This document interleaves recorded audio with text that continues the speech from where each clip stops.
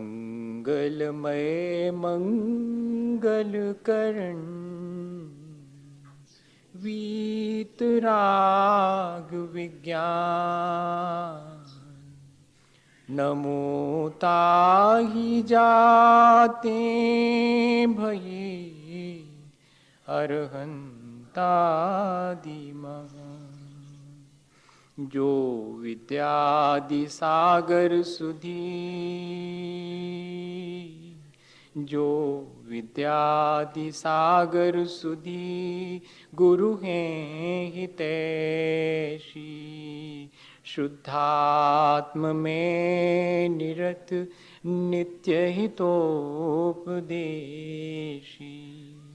वे पाप ग्रीष्म ऋतु में जल हैं सयाने पूजूं उन्हें सतत केवल ज्ञान पाने पूजूं उन्हें सतत केवल ज्ञान पाने।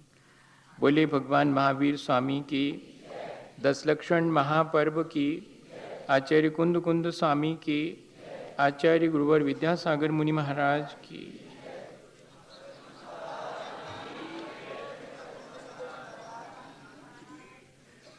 हम सभी लोगों ने पिछले दिन अपने जीवन को अच्छा बनाने के लिए 2 बातें सीखी कि जब क्रोध का अवसर आवे तो हमें क्षमा भाव धारण करना चाहिए, जिससे हमारी सहनशीलता, हमारा धैर्य और हमारी क्षमता बढ़ती है। और दूसरी चीज़ कि जब मान सम्मान या अपमान की स्थिति आवे तब भी हमें अपनी विनम्रता, अपनी कोमलता और अपनी मृदुता को बनाए रखना चाहिए। हम ऐसे अवसर आते हैं जिनमें कि दूसरे के प्रति कठोर हो जाते हैं। कोई निर्णय लेना होता है अपने प्रति तो हम बहुत पोलाइटली लेते हैं, लेकिन दूसरे के प्रति हम रफ और टफ हो जाते हैं। तो हमें इन दोनों चीज़ों से बचना चाहिए और अपनी जेंटिलनेस, अपनी मृदुता बनाए रखनी चाहिए। ये हमने पिछले दिनों सीखा। असल में जैसा हम अपने जीवन को बनाना चाहें वैसा हम बना सकते हैं। थोड़ी सी हमारी कमजोरियाँ जो हमारी मजबूरी की तरह हमारे जीवन में शामिल हो गई हैं, उनको हम अगर रोज़ रोज़ देखते रहें और हटाने के लिए भावना भाते रहें तो बहुत आसानी से हम इन चीज़ों को अपने जीवन में घटा बढ़ा सकते हैं। जो चीज़ें हम शामिल करना चाहें उनको शामिल कर सकते हैं, जिनको हम नील करना चाहें उनको नील भी कर सकते हैं। और हमारे अपने जीवन का प्रभाव आसपास के वातावरण पर भी पड़ता है। हमें इस बात का भी ध्यान रखना चाहिए। कोई ये कहे कि मैं अपने आप से दुखी हूँ, आपको क्या तकलीफ, मैं गुस्सा करता हूँ, आपको क्या मतलब इससे? नहीं भैया, हमारे गुस्सा करने से पास का वातावरण भी बिगड़ता है। हमारे अंदर यदि कठोरता आती है तो आसपास का परिवेश भी दूषित होता है। हम दुखी होते हैं तो दूसरे व्यक्ति को भी उस दुख का प्रभाव पड़ता ही है। इसलिए हमें यह ध्यान में रख करके कि हमारे अपने जीवन से आसपास का वातावरण भी प्रभावित होता है। बच्चे तो बहुत ज़्यादा प्रभावित होते हैं। एक बार बच्चे लोग आपस में खेल खेल रहे थे। क्या खेल कर रहे थे? बड़े भैया छोटे भैया। उनके यहाँ पर उनके पिताजी 2 भाई थे। अब तो खैर कुछ दिन के बाद में चाचा नाम का जीव ढूंढना कठिन हो जाएगा, मौसी नाम का जीव मिलना कठिन हो जाएगा। ये जीव पहले हुआ करते थे, लोग ऐसा कहेंगे, क्योंकि अब तो ऐसा संभव ही नहीं है। ना कोई मौसी होने वाली है, ना कोई चाचा मिलने वाला, ना ताऊ मिलने वाला है कुछ दिन के बाद, क्योंकि अब तो 2 हैं बस। वो बीच में बात ऐसी आ गई। तो छोटे भैया बड़े भैया का खेल खेल रहे हैं। वो 2 उनके पिताजी और उनके चाचा हैं घर में। तो खेल खेलते खेलते और जो बड़ा भैया बना था तो उसने छोटे भैया को जरा गड़बड़ हो गई खेल में तो डांट दिया। तो छोटा वाला कहता कि खेल खत्म, अब नहीं खेलते। अरे क्यों? तो बोलते तुमने सब गड़बड़ कर दिया। क्या गड़बड़ कर दिया? तुमने डांटा क्यों? बोले वाह, तुम गलत करोगे तो हम डांटेंगे नहीं। बोले नहीं, हम छोटे भैया बड़े भैया का खेल खेल रहे हैं और हमने तो बड़े भैया को, दादा को कभी भी छोटे भैया को डांटते देखा ही नहीं, इसलिए तुमने डांटा, ये खेल गड़बड़ हो। बच्चे इस चीज को फॉलो करते हैं। मेरा कहने का आशय ये है, वे खेल भी खेल रहे हैं तब भी उनके भीतर ये इंप्रेशन है कि उस खेल में भी वो सब बातें जो वास्तविक हैं उनका ध्यान रखना है। अगर परिवार में एक दूसरे के प्रति हम अगर क्रोध का व्यवहार करते हैं, घृणा का व्यवहार करते हैं, कठोरता से पेश आते हैं, तो मानिएगा कि हम अपना ही नहीं, अपने आसपास के परिवेश को भी दूषित करते हैं, उन्हें भी वही करने के लिए प्रेरणा देते हैं। हमारे जीवन से जितनी प्रेरणा मिलती है उतनी हमारी वाणी से नहीं मिलती। वाणी से प्रेरणा बहुत थोड़ी मिलती है, जीवन से प्रेरणा तुरंत मिलती है, देखने में आती। इसलिए हमारा प्रयास पिछले कई दिनों से यही है कि हम शरीर और वाणी से धर्म करने के तो बहुत आदी हो गए हैं, लेकिन हमारे मन में, हमारे जीवन में भी वे धर्म निरंतर आते चले जाएं, तो हमारे और दूसरे दोनों के जीवन में अच्छा बनने में आसानी होगी। मन वचन काया की सरलता का नाम आर्जव धर्म है। तीनों इतने सरल हैं कि उनकी सरलता कैसे देखने में आती है। एक जगह अपन जब पढ़ते हैं कि मन में हो सो वचन उचरिए, वचन हो सो तन सो करिए। ये इस तरह की प्रक्रिया है कि जिसमें मन वचन काया तीनों के द्वारा ऐसे हम पेश आ रहे हैं कि जो चीज मन में है वो इतनी भली है कि उसको वाणी में कहने में शर्म नहीं लगती और शरीर से करने में कोई गड़बड़ी नहीं मालूम पड़ती। इतना चित्त में सरलता आ गई है और ऐसा चित्त हो गया है। ये अर्थ है मन वचन काया की रिजुता का या की सरलता का। ऐसा नहीं लेना कि जो मन में आया गड़बड़ सड़बड़ वो वचन से कह दिया, और वही वैसा कि हमारे मन में आ रहा है कि हम आपको एक धक्का दे दें और आपने दे भी दिया, क्योंकि आज कहा था कि सरल होना चाहिए, धक्का देने का मन में आवे तो दे देना चाहिए। ऐसा नहीं, मन में इतनी सरलता हो कि उसे हम वाणी से सहज रूप से कह सकें और शरीर से भी करने में हमें कोई क्षति ना हो किसी की भी और हमारी अपनी स्वयं की भी। ये मन वचन काया की सरलता है। लेकिन क्या करें, ये सरलता हमारी थोड़ी गड़बड़ा गई है। अब थोड़ा दिखावा, थोड़ा प्रदर्शन, थोड़ा बनावटीपन, थोड़ी मिलावट, ये सारी चीजें हमारे जीवन में शामिल हो गई। इन चीजों से हम कैसे बचें? दूसरे के साथ छल करने की, धोखा देने की, उसे ठगने की जो हमारी आदत हो गई है उसे हम कैसे बदलें? और ये अगर आदत हमारी छूट जावे तो सरलता तो हमारा अपना स्वभाव है। मन वचन काया तीनों एकदम सरल हो जाएंगे यदि हम दिखावा ना करें, यदि हम बनावटीपन ना लाएं, यदि हम छल कपट और दूसरे को धोखा देने और ठगने का भाव अपने भीतर ना लाएं, तो हमारा जीवन तो एकदम सरल है ही। हमारा तो वो स्वभाव है। ऋजोर भावो आर्जवम, योगस्य अवक्रता आर्जवम। मन वचन काया की वक्रता नहीं होना, टेढ़ापन नहीं होना, यही तो आर्जव धर्म है। अब हम देखें कि ये जो जिसको अपन मायाचारी भी कहते हैं या कि ठगना कहते हैं, वो किस तरह का है। मैं सोचता हूं कि जब अपने मन में इस तरह का भाव आ जाता है कि हम दूसरे के साथ ऐसा व्यवहार करेंगे तो हमें लाभ होगा, ये जो लाभ की प्रवृत्ति हमारे भीतर आती है, तो फिर हम इन सब चीजों को करना शुरू कर देते हैं। आज जितनी ज्यादा अपने जीवन में कृत्रिमता बढ़ रही है वो छिपी नहीं है। और कृत्रिमता का कारण क्या है? हम अपने को वैसा दिखाना चाहते हैं जैसे हम नहीं हैं। इतना ही कारण है। हम जैसे हैं वैसा अगर हम दूसरे के सामने प्रस्तुत कर देवें तो हमें लगता है कि उससे तो हमारी हेटी हो जाएगी, उससे हमें लाभ नहीं दिखाई पड़ता। तब हम अपना लाभ देखने के लिए और इस तरह अपने जीवन को बना लेते हैं कि जिसमें छल कपट, दिखावा, प्रदर्शन, आडंबर, ये सारी चीजें शामिल होने लगती हैं। हमें इस चीज से बचना चाहिए। सब समझते हैं इस चीज को, और दूसरे के मन में अगर दूसरे के प्रति छल कपट का भाव हो तो वो छिपता भी नहीं है।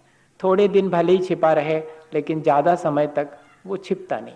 और इससे क्या होता है, हमारी प्रामाणिकता और हमारी विश्वसनीयता धीरे धीरे करके नष्ट होती चली जाती है। जैसे कि सबको मालूम है, बच्चे लोगों के यहाँ पर कहानी में आता है कि वो हमेशा दूसरे को तंग करने के लिए और एक अपने खेत में से आवाज़ देता था कि ये बचाओ, भेड़िया आ गया और मेरी भेड़ों को ले गया। तो सब लोग आकर के इकट्ठे हो जाते थे, तो फिर वो हंसने लगता था कि देखा कैसा बुद्धू बनाया, कोई नहीं आया, भेड़िया थोड़ी आया। और एक दिन जब सच्ची में आ गया था तब फिर कोई मदद करने नहीं आया था। ये बहुत सीधी सी चीज है। ऐसा अगर अपन दूसरे के साथ में मिथ्या व्यवहार करेंगे, ऐसा दूसरे के साथ में छल कपट और धोखा देंगे और उसमें आनंद मानेंगे, तो हमारी विश्वसनीयता और हमारी प्रामाणिकता दोनों धीरे धीरे करके और नष्ट होती। आज जो है वर्तमान में यही चीज है। हम कृत्रिम हो गए हैं, दिखावा करने लगे हैं, जिससे हमारे प्रति अब लोगों के मन में विश्वास नहीं रहा, संदेह ज्यादा हो गया। यहां तक कि परिवार में भी एक दूसरे के प्रति संदेह ज्यादा है, विश्वास कमती है। और भैया, रिश्ते तो सब विश्वास से चलते हैं, चाहे भगवान से हमारा रिश्ता हो और चाहे संसार के व्यक्तियों से या वस्तुओं से हो। जितने भी संबंध हैं वे सब विश्वास के और श्रद्धा के संबंध हैं। इस विश्वास और श्रद्धा को यदि हम बनाए रखना चाहते हैं तो हमारा फर्ज है कि हम कृत्रिमता से बचें, आडंबर से बचें, अपने मन को सरल बनाने की कोशिश करें। सरलता के मायने क्या है? मैं एक दिन बैठे बैठे डिक्शनरी में देख रहा था, तो 4-5 शब्द मिले उसके लिए। अपन उनको थोड़ा विचार करेंगे तो मालूम पड़ेगा कि किन क्षणों में हम सरल हो जाते हैं और किन क्षणों में हम कठिन हो जाते हैं। बस इतना ही है। कठोर होना और कठिन होना दोनों में थोड़ा फर्क करना। अपन ने कल कठोर होने की बात समझी थी, आज कठिन और जटिल, कॉम्प्लेक्स हो जाना। हाँ, ये एकदम अलग चीज है। हम स्वयं भी जैसे कि कोई चीज उलझ जाती ना, जैसे रस्सी वगैरह, तो फिर उसको सुलझाने में कैसा होता है, बहुत मुश्किल जाती। ऐसा ही अपने जीवन में भी हम कुछ चीजें इस तरह की शामिल कर लेते जिससे कि हमारा जीवन उलझ जाता है और पूरी जिंदगी हम सुलझा नहीं पाते। ये जो जीवन की उलझन है वो काहे की वजह से? इस दिखावे की वजह से, इस आडंबर की वजह से। आज आपने जैसा शो कर दिया अपने आप को, अब उसको जीवन भर मेंटेन करना पड़ेगा। आज किसी के सामने आपने अपने को जैसा प्रस्तुत कर दिया, अब उसके सामने हमेशा वही चेहरा लगाना पड़ेगा। तो ऐसा जीवन उलझा हुआ जीवन है। और ऐसे कठिन जीवन को हम कैसे सरल बनाएं, इस पर हम विचार करें। तो सरलता के मायने हैं ईमानदारी, सरलता के मायने हैं स्पष्टवादिता, सरलता के मायने हैं उन्मुक्त हृदय होना, और सरलता के मायने हैं सादगी, और सरलता के मायने हैं भोलापन, innocent, simple, honest, warm hearted और स्ट्रेट फॉरवर्ड। ये चीजें हैं सरलता के मायने। ये हमारे भीतर हम झांक करके देखें विभिन्न अवसरों पर कि ये चीजें हमारे भीतर हैं कि नहीं। अगर नहीं है तो कोई बात नहीं, अपन इनको धीरे धीरे करके और अपने भीतर प्रकट करने का प्रयास करेंगे। दो ही प्रक्रियाएं हैं, या तो इन चीजों को अपने भीतर प्रकट करें, और या फिर जो इनके अगेंस्ट की चीजें हैं, जो इनके विपरीत बातें हैं, उनसे धीरे धीरे बचने का प्रयास करें। ईमानदार होने पर एक मुश्किल खड़ी हो सकती है कि दूसरे व्यक्ति हमें धोखा दे सकते हैं। सरल होने पर भी यही मुश्किल अपने जीवन में खड़ी हो जाती है कि फिर लोग मिसयूज करना शुरू कर देते हैं। मुश्किल ये थोड़ी सी पड़ेगी, पर इसके बावजूद भी हमें अपनी उस ईमानदारी को बनाए रखना है। ये भर ध्यान में रखने की। किसी ने हमें अगर ठग लिया है तो हम भी उससे ठगें, ये पशु जगत की बात है। मनुष्य जीवन में ये ठीक नहीं है। कबीर ने लिखा कि कबीरा आप ठगाइए और न ठगिए कोई, आप ठगाएं सुख उपजे, पर ठगियां दुख होए। अपने को अगर कोई ठग ले तो कोई हर्जा नहीं है, क्योंकि इस बात का संतोष बना रहता है कि मैंने तो किसी को धोखा नहीं दिया, मैंने तो किसी को नहीं ठगा। लेकिन एक बार दूसरे को धोखा दे दें या दूसरे के साथ छल कपट कर लें तो जीवन भर ही नहीं, अगले जीवन में भी हमें दुख ही भोगना पड़ता है। थोड़े से ठगे जाने पर, ठगाए जाने पर थोड़ी देर को दुख उत्पन्न होगा कि देखो इन्होंने हमारे साथ ऐसा करा, लेकिन इतना संतोष मन में रहेगा कि हमने तो किसी के साथ नहीं किया। एक छोटी सी घटना आती है कि ये बच्चों की कहानियां वगैरह में लिखा रहता है ऐसा, लेकिन बड़ा उससे संदेश मिलता है। छोटी छोटी सी घटनाएं भी बड़ा संदेश देती। मैं पढ़ रहा था तो एक व्यक्ति जंगल में भटक गया तो वो एक पेड़ पे चढ़ गया। फिर उस पेड़ पर जैसे ही चढ़ा तो उसने देखा कि उस पर तो एक रीछ बैठा हुआ है। तो उसको बहुत डर लगा कि ये रीछ तो हमको खा ना जाए। लेकिन वो रीछ जो है वो उससे कुछ नहीं बोला, क्योंकि उसने भी देखा कि ये भी विपत्ति में, मुसीबत में पड़ा हुआ। और उतने में क्या हुआ कि एक शेर आकर के नीचे पेड़ के बैठ गया। अब तो और मुश्किल हो गई। बच्चों की कहानी ऐसे ही रहती है। हाँ, फिर वो भागते भागते पेड़ पे चढ़ गया। फिर वहां पर एक रीछ बैठा हुआ था, फिर एक शेर आ गया वहां पर। अब क्या हुआ कि उस शेर को भी भूख लगी। तो उसने सोचा कि इन दोनों में से एक को अपन ले लें तो काम चल जाएगा। अभी ये थोड़ी देर में थक जाएंगे, सोएंगे तो ही। तो अब दोनों को नींद सही में आने लगी। तो रीछ ने कहा कि सुनो, एक एक करके सो अपन, क्योंकि कोई विपत्ति आ जाएगी तो अपन एक दूसरे को बचा लेंगे। तो रीछ ने कहा कि ठीक है, हम पहले सो जाते हैं। आदमी ने कहा कि हम जगते हैं अभी। रीछ सो गया तो शेर ने, नहीं, पहले अपन आदमी को सुला देते हैं, नहीं तो वो गड़बड़ हो जाएगा। कैसा करें, हम तो भूल ही गए कि किसको पहले सुलाना चाहिए। पहले रीछ को ही सुलाते हैं। थोड़ा सुधार लिया हमने मन ही मन में सोच करके ऐसा। तो रीछ सो गया तो शेर ने कहा आदमी से कि देख, मेरे को तो भूख लगी है, एक ना एक को तो दोनों में से मैं खाऊंगा ही, और अभी ये सोया है, तू धीरे से धक्का दे दे अगर, तो बस मैं इसे खा करके लौट जाऊंगा, तू बच जाएगा। शेर की बात सुन करके और आदमी ने सोचा कि ठीक तो है, इसमें क्या दिक्कत है। आदमी की ईमानदारी इतने जल्दी गायब हो जाती है कि बड़ा कठिन है। और उसने रीछ को धक्का देने के लिए हाथ जैसे ही बढ़ाया कि उतने में रीछ की नींद खुल गई। रीछ ने कुछ नहीं कहा, जबकि समझ गया कि ये मुझे नीचे गिराना चाह रहा था। फिर भी उसने कहा आदमी से कि अब तुम सो जाओ। अब आदमी ने सोने का बहाना किया। उसको तो, जिसको दूसरे पर विश्वास नहीं है, उसे दूसरे के प्रति भी अविश्वास अपने बारे में बना रहता है। नहीं सोया वो, लेकिन उतने में शेर ने रीछ से कहा कि देख, ये कितना विश्वासघाती है, तेरे साथ इतना धोखा करा, अब तो तू इसे धक्का दे दे। तो उसने कहा सुनो, मैं मनुष्य नहीं हूं, मैं धोखा नहीं दे सकता। ऐसी बात उसने कही। इससे क्या मालूम पड़ता है कि हमारे भीतर आज वर्तमान में दूसरे के प्रति धोखा देने का, छल करने का कितना अधिक भाव बन गया है कि एक कहानी लिखने वाले को मनुष्य से भी बड़ा उस पशु के भीतर के विश्वास को बताना पड़ा। मनुष्य को धोखे वाला बताना पड़ा। क्यों बताना पड़ा? जबकि मनुष्य को तो बहुत विश्वासी होना चाहिए, बहुत ईमानदार होना चाहिए। हमें अपनी ईमानदारी नहीं छोड़नी चाहिए, जबकि कोई हमें ठगे, हमारे साथ छल कपट करे। बाबा भारती के घोड़े की बात सबको मालूम।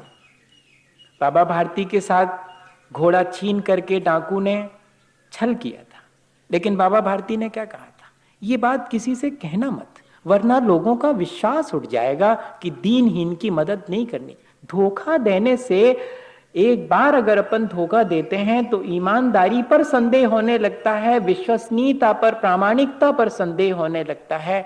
इसलिए सरलता वही है जिसमें कि हम ईमानदार रहते हैं, दूसरे का साथ छल नहीं करते, विश्वास और प्रामाणिकता बनाए रखते हैं, चाहे दुकान में हो, चाहे बाजार में हो, चाहे अपने घर में हो, या कि किसी सामाजिक और धार्मिक स्थल पर हो। हमें हमेशा अपनी प्रामाणिकता और विश्वसनीयता बनाने के लिए ईमानदार बने रहना चाहिए, जबकि दूसरा हमारे साथ विश्वासघात करे या बेईमानी भी क्यों न करे। दूसरी चीज, हमें उन्मुक्त हृदय होना चाहिए। उन्मुक्त हृदय के मायने क्या है कि कम से कम अपनों के प्रति तो हमें दुराव और छिपाव का भाव नहीं रखना चाहिए, लेकिन जब हमारे अंदर ऐसी आदत बन जाती है तब हम अपनों के प्रति भी दुराव और छिपाव रखने लगते हैं। वो चीज फिर हम खुले हृदय से मिल नहीं पाते। अच्छा देखो, किसी व्यक्ति के प्रति आप अपने मन में और इस तरह का छल करने का, धोखा देने का भाव रखेंगे, अगर कोई दुराव होगा आपके मन में, तो जरूर से आप थोड़े से बच करके कट करके चलेंगे, सामना नहीं कर पाएंगे, सहसा वार्म हार्टेड मिल नहीं पाएंगे अपन खुले दिल से। और आज ये चीज कितनी कम हो गई है। आज अगर भैया भी राखी बंधवाने जाता है बहन को तो उतने खुले दिल से नहीं। क्यों? क्योंकि भीतर ये है कि पता नहीं ये कितना देना पड़ेगा इसको, बजट तो ये इस तरह का है। अरे खुला खुला कह दो तो ना, बहन मैं इस बार तेरे को कुछ नहीं दूंगा, मेरे पास तो है ही नहीं, मैं तो बस प्रेम से एक शब्द लिख के दे रहा हूं कि मेरी बहन 100 वर्ष तक जिए, यही शुभकामना आज रक्षाबंधन पर तेरे लिए, मेरे पास कुछ भी नहीं है। लेकिन नहीं, दिखावा करेंगे अपनी सामर्थ्य से ज्यादा। ऐसा संबंधों में आ गया है कि नहीं आ गया? और अगर उतने ही अपन खुले हृदय से उस चीज को कह देते तो हमारे संबंध और हमारी उलझन, हमारे संबंध बने अच्छे रहते और उलझन भी नहीं आती। लेकिन अपन अपने हाथ से ऐसी उलझनें पैदा करते हैं, हमें इससे बचना चाहिए। वर्णी जी चिरौंजा बाई के धर्मपुत्र थे, तो वर्णी जी ने एक बार क्या किया कि सभा में गए और बड़ी करुणा आ जाती थी, बड़े संवेदनशील थे। सो वहाँ पर बच्चों के लिए और विद्यालय में कुछ चंदा इकट्ठा हो रहा था उनके भोजन वोजन के लिए, सो उसमें 300 रुपये दे दिए। अब 300 रुपये सन 30 और 35 के अंदर 300 रुपये तो बहुत होते थे। आज तो 300 क्या 3 लाख के बराबर होंगे वो 300 रुपये उस समय। तो 300 रुपये दे दिए। अब क्या था कि इनको 3 रुपये दिन में, और नहीं 3 रुपये महीने में, 3 रुपये महीने में फल फूल खाने के लिए मिलते थे। तो अब इन्होंने क्या सोचा, अब भाई जी को नहीं बताएंगे कि 300 दे आए, नहीं तो डांट पड़ेगी। अब देखना संबंध कैसे बिगड़ जाते हैं, कैसे उलझन अपने हाथ से खड़ी हो जाती है। अगर सीधे सीधे आके कह देते कि हम तो 300 रुपये दान कराए तो क्या बिगड़ जाता है, लेकिन नहीं बताया और फल फूल खाना बंद कर दिया। और वो 3 रुपये तो भाई जी से मिल ही रहे थे, सो वो पासबुक में जमा करना शुरू कर दिए। 3-3 रुपये जुड़ेंगे, कब तक जुड़ेंगे? 10 महीने में 30 हो जाएंगे और फिर 100 महीने में 300 हो जाएंगे। हिसाब लगा लिया, पक्के थे हिसाब में। लेकिन हिसाब से जिंदगी नहीं चलती, जिंदगी विश्वास से चलती भैया। अपन लोग हिसाब किताब वाली दुनिया वाले हो गए हैं असल में, पर दुनिया हिसाब किताब से थोड़ी देर चलती है, चलती तो पूरी विश्वास से ही है।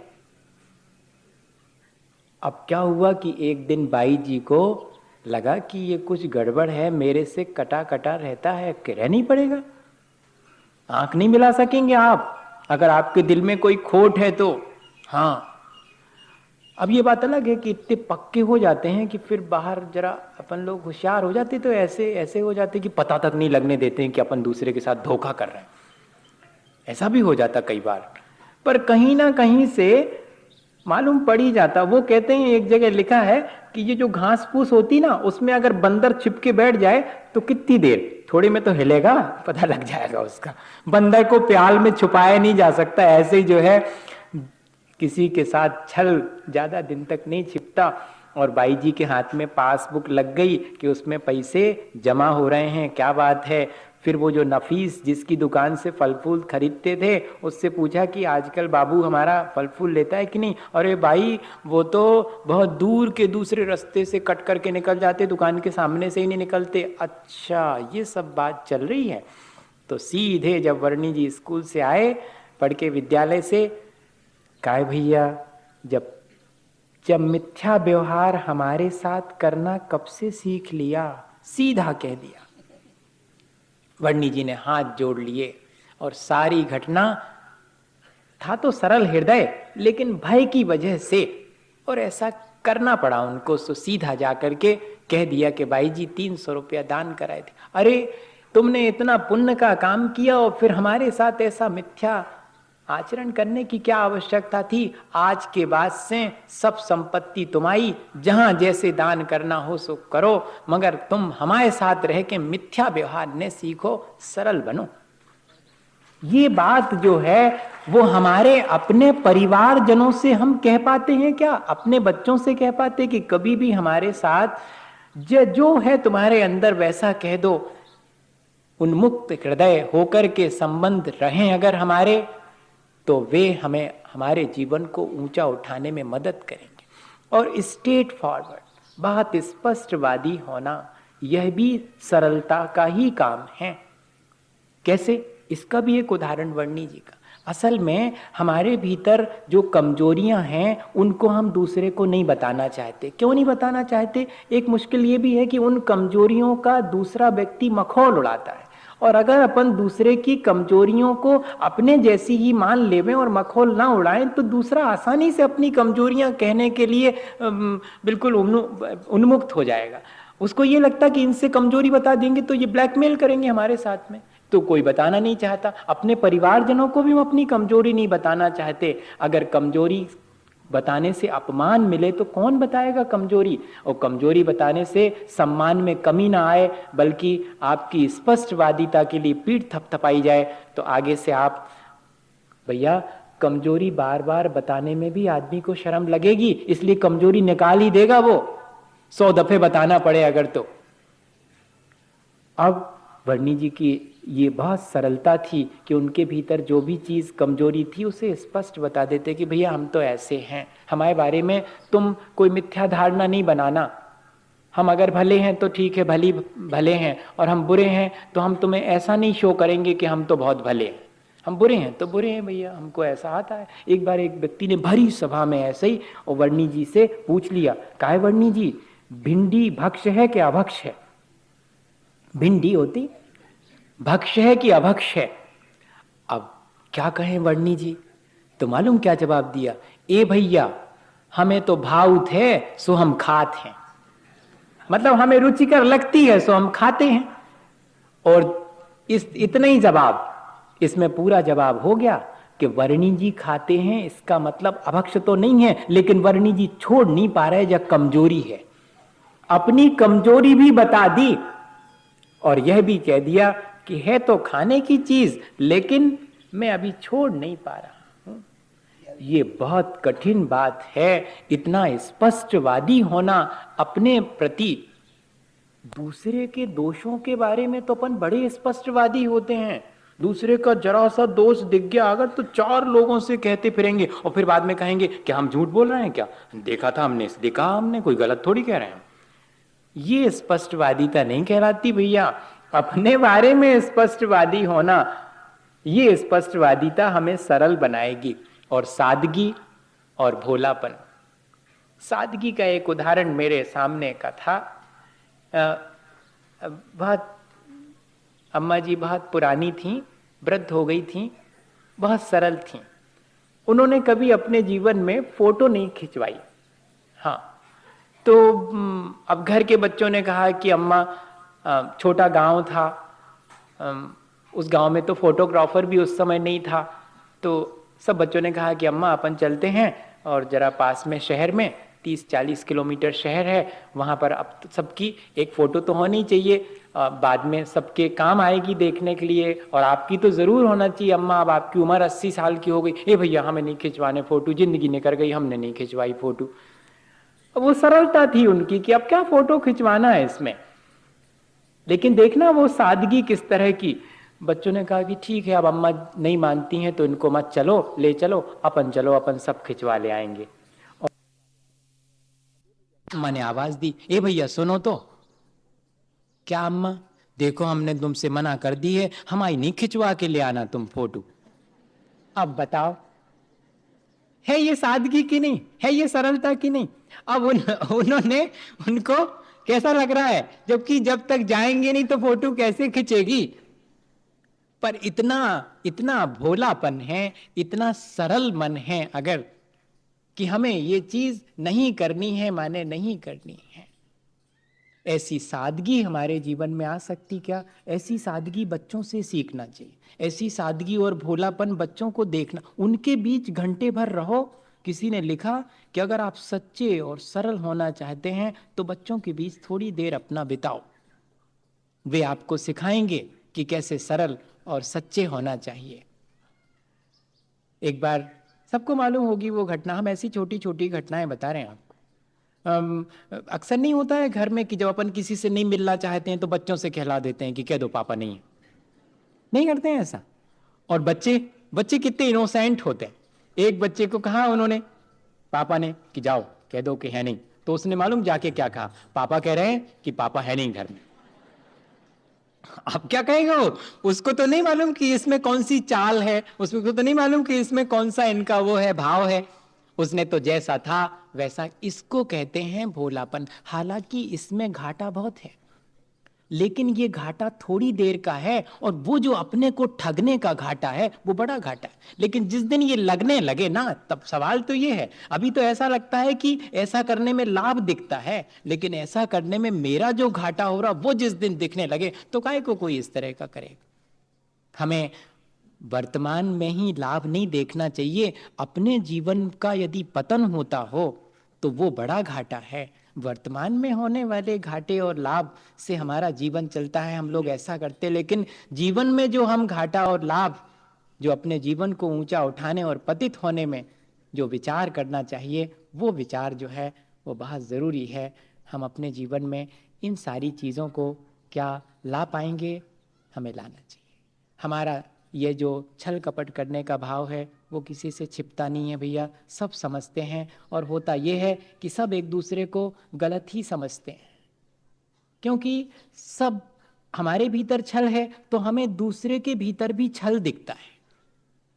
क्योंकि हम दूसरे के प्रति संदेह करते हैं तो हमें भी लगता है कि नहीं, कोई कोई विश्वास करने योग्य नहीं है, तो दूसरा भी हम पर विश्वास नहीं करेगा। इस तरह ये डिसक्वालिटीज हमारे भीतर बढ़ती चली जाती हैं। मैं सोचता हूँ कि अपन ने बहुत सरलता पर सरल ढंग से ही समझना चाहिए, है ना।